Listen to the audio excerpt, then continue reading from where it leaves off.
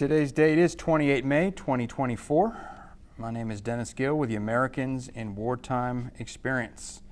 And I am in Wyckoff, New Jersey. Am I saying that right? Correct. Wyckoff, New Jersey. All right, and I've got the pleasure of sitting down and speaking with Angela Funk. Thank you, Angela. Appreciate you agreeing to sit down and talk to us. If you could just give us a little bit of background on who you are. Where did you grow up? Where were you born, go to school, that kind of thing? All right. I grew up in Westchester County in a town called Bedford Hills, New York. I was born in Mount Kisco, which is the town that's next to Bedford Hills. I went to Fox Lane High School in Bedford, New York, and I'm a graduate of Pace University. Okay. That's where I met my husband. Oh, okay. So I studied marketing and finance at Pace, and that's where through Pace, I had my first job with Alexander and Alexander, which then became Aon Risk Services when they were taken over. I worked there for 13 years, and after that, I went into teaching. So I've been a teacher now for 23 years. Okay. What grade, what subject? I teach, well, I've taught everything. So I've taught low-level history, advanced placement, World Civ, US 1, US 2. I've taught it all. So, Okay. I also was when I was hired, I taught in what we call the university program for business, international business. So I did that as well. Okay. How long have you been teaching? Well, teaching 23 years. 23 years. Yeah. Okay. All right. Very nice. So you were here today to talk to us a little bit about your experience on September 11th, 2001. Where were you employed at that point on that day? I was employed with the Ramapo Indian Hills High School, and at that time I was between the two schools. We have two high schools, Okay. Ramapo High School and Indian Hills High School. The majority of my classes were at Indian Hills. On the morning of 9/11, I was at Indian Hills, and I was in my classroom, and a teacher who was a traveling teacher came into my room, hysterical, because her brother had worked in the Trade Center, and Okay. she said, "You need to turn the TV on to see what's happening." And she grabs the remote and turns the TV on. Probably not the best thing to do, because I had a freshman class in the room, and the kids there was silence. Yeah. And we watched as the towers burned, and then we saw the first tower fall, and then the second. It was, there's no words to describe it. All I could think of were all the people that I had worked with that were still working in 2 World Trade Center. That's where I worked. On the 95th floor, 92nd and 95th floor, that's where we worked. And just wondering. Couldn't wait to get home that day. A lot of parents picked up their kids that day. There was a lot of hysteria. In terms of the surrounding area, we had planes that were going back and forth overhead. I think they were fighter pilots. I'm not quite sure. They were military planes coming from, I want to say, Newburgh, and flying around the whole area. The drive home, because everybody was picking up their kids early, so by the end of the day, we were all excused to leave when the kids could leave, and I went to pick up my daughter, and I'm going down 208. Now, 208, on a good day, you can see the skyline for New York City. Okay. And the skyline was on fire, or the smoke and what have you. And you could smell the smoke. You could actually smell the smoke from where we were. I go to pick up my daughter, come home, and you don't want to turn the TV on, but turn the TV on. And trying to explain to my daughter what was going on. Because my daughter at that time, she was 3, and she had been to the World Trade Center. She had friends whose parents worked in the Trade Center. it was it was a very awkward night. A lot of tears and a lot of calling to find out where's so-and-so. Did this one, have we heard from so-and-so? I'm trying to get an accounting of everybody.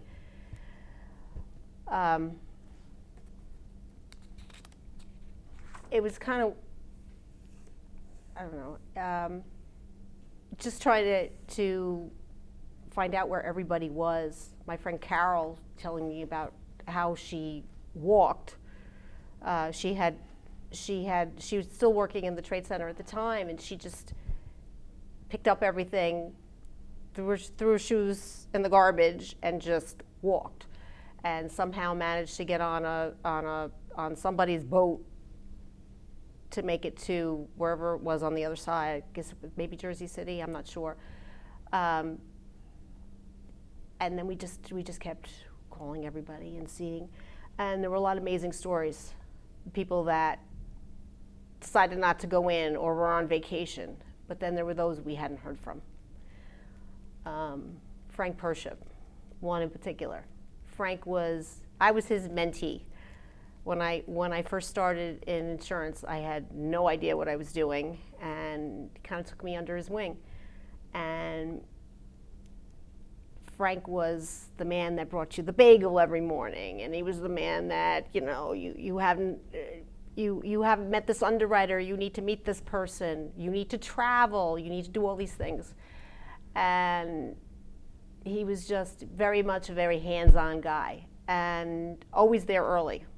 And that particular day, he was in a meeting, him and along with quite a few others, that if you were to look at my wedding album, most of those people that were in that meeting are no longer with us.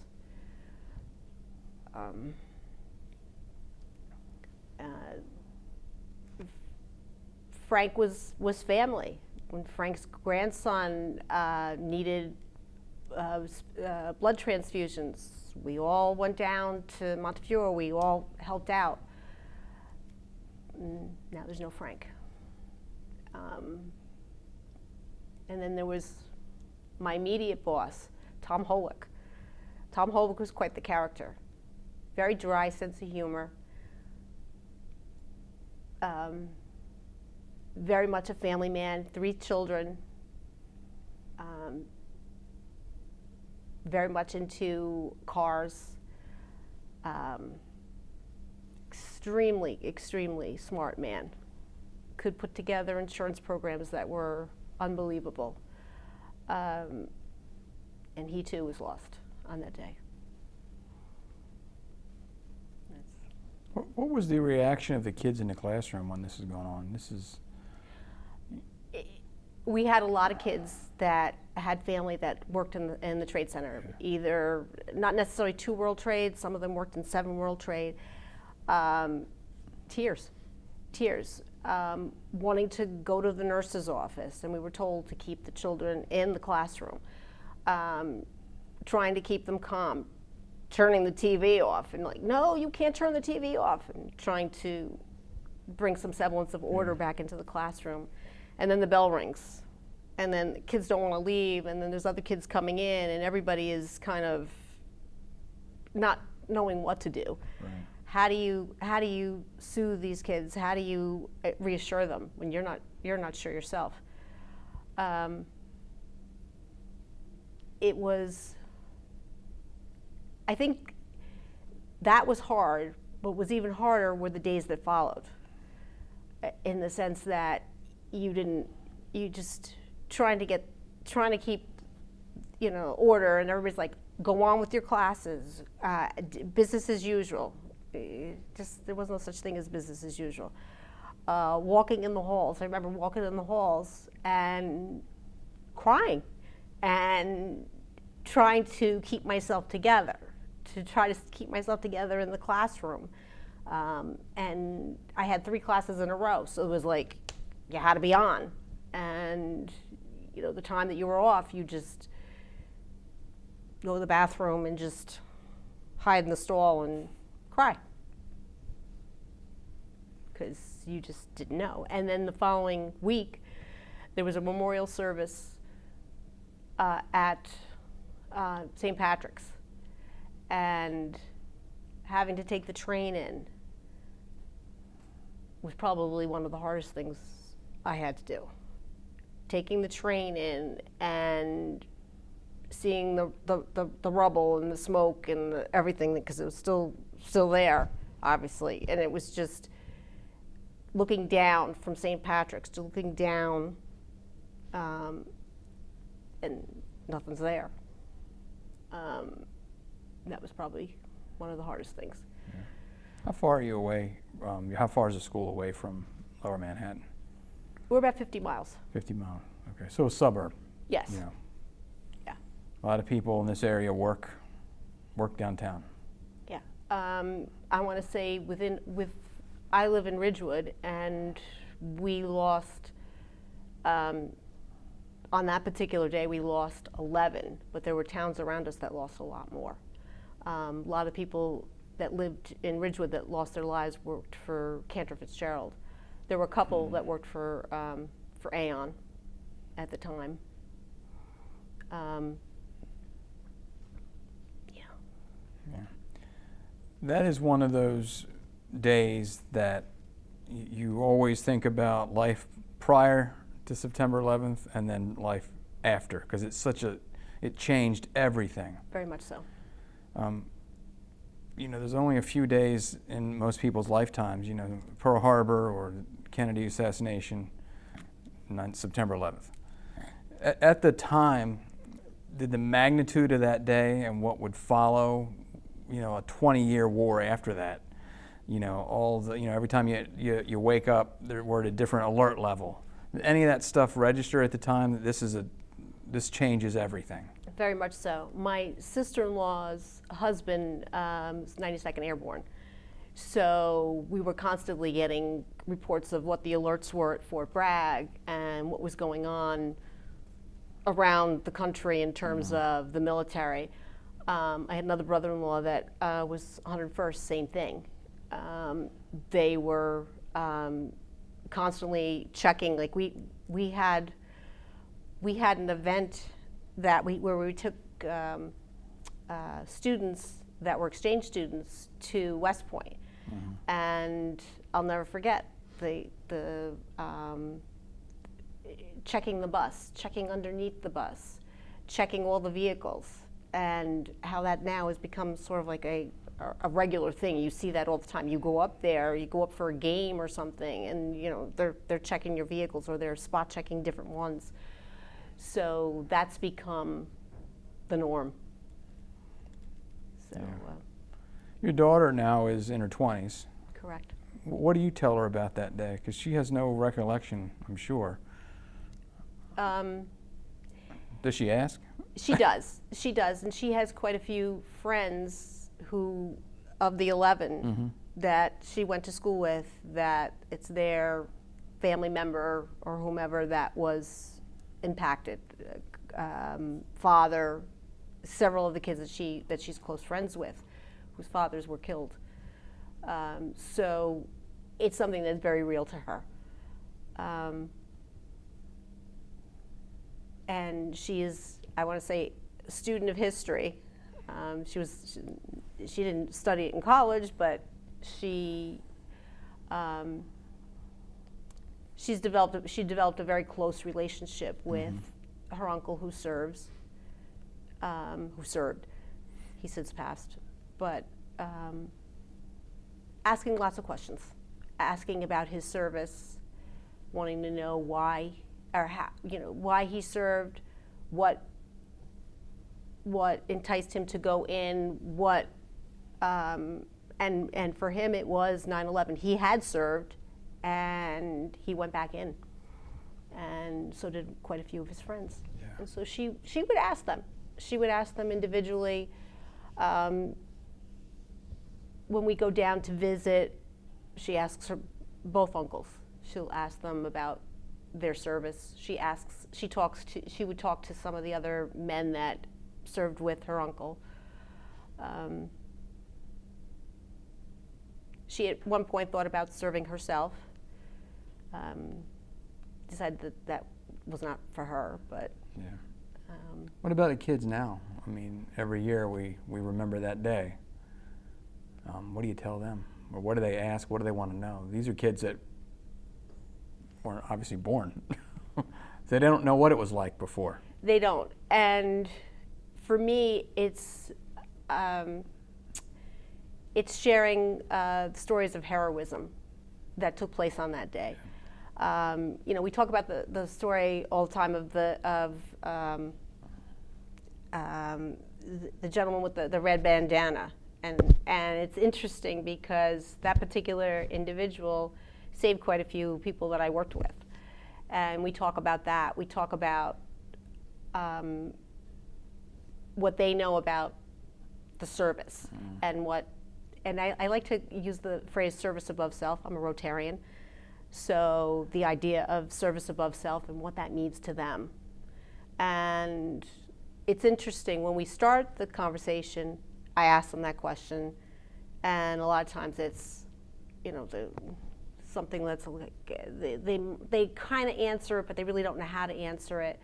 And then after 2 or 3 days of looking at stories and delving into a little bit about what transpired and what 9/11 was all about, I asked them that same question again, and you get a much richer answer in terms of wanting to do for others. And do you think, I always ask them the question, do you think you could have been that hero? And they're like, oh, I don't know. And I said, well, think about the smallest thing that you might have done that helped somebody else out. That in itself is a sense of heroism. Yeah. It doesn't necessarily have to be that you saved a person's life. Giving them that sense of, everybody can be a hero in a different way, and everybody has those special qualities. You might not know it right away, but try to instill that in them. The idea of service above self. September 11th, 2001 was not an isolated incident. In fact, it was the second attack on the World Trade Center. Correct. And you were there for the first one. Yes, Tell us about that day. I had gone downtown to visit an underwriter, and while we were there, there was the attack, and we were told to basically shelter in place. And that was, I want to say, we talk about having your heart in your throat, not knowing what the heck was going on.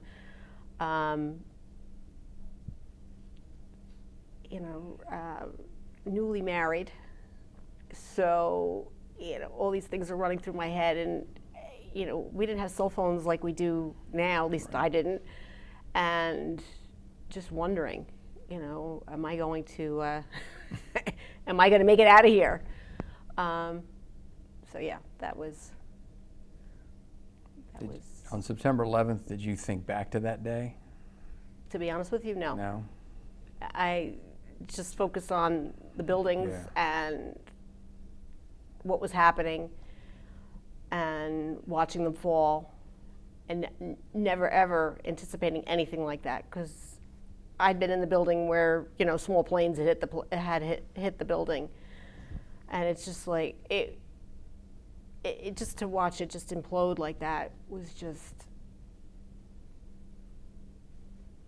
it was just a sickening feeling. I don't know how else to describe it, just a sickening feeling. You're just standing there, just watching, and there's nothing you could do.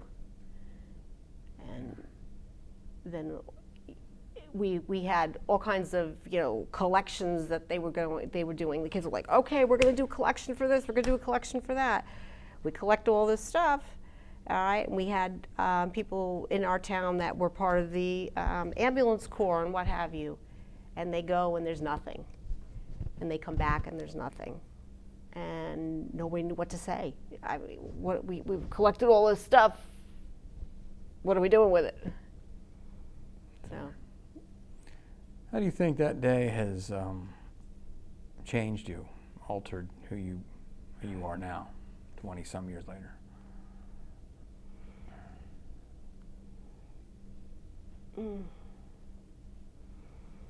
I would have to say, and probably everybody would say that around me, that I tend to want to do as much as I can for as many people as I can.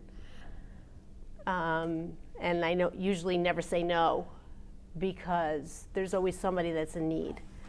And that's something that was always instilled in me by my parents, but 9/11 made it that much more real. So many people are in need, and if I can do the littlest thing to help somebody, I try to do it. Yeah. As a teacher, why is it important for someone like you to tell your story? Why would someone need to hear it or want to hear it, or why do you think they should hear it? Well, I know in terms of telling the story at school, the kids see me as more of I want to say a real person. I tend to be the tough teacher, but they see a side of me that you probably won't see too often. To this day, I can't teach a 9/11 lesson without becoming emotional, and I don't think that'll ever change. But it's something that the kids take seriously. They listen, they ask, and I'm open to questions. They ask me questions in terms of, a lot of them ask me about questions of faith. And that's an interesting one, because we don't really, religion is kind of taboo to talk about. And I want to say that I go to church, I go to mass every week, and I do all those things. And do you question? Yeah, you question. But it gives me resolve to know that there are people around me that care for this country, care for individuals, and want them to be resilient. And I think we are. And sometimes we lose sight of that, and I try to instill that in my students, that concept of resilience, because we've seen a lot of things besides 9/11. Kids have experienced a lot in the last few years as well, with everything, lockdowns and whatnot. And it's so important for them to be resilient. And that's something that I feel very strongly about. And I think that's a life lesson, whether you're teaching something about 9/11 or you're teaching something about anything else in history, that idea of resilience. I mean, we're studying the Vietnam War. We talk about resilience, and the fact that many of most of the soldiers were the age of the kids that I teach. And how do you build that resilience, especially in the light of adversity, where not everybody agrees with the decisions that are made? How do you stand up for yourself? And that's important. Yeah, well said, well said. Is there anything else that you want to document or talk about? No. Yeah. Well, on behalf of the Americans in Wartime Experience, thank you, Angela, for sharing your story. I totally agree with you. It is very important that it continues to be told and people continue to hear it. Very important that we don't forget. So thank you. Thank you.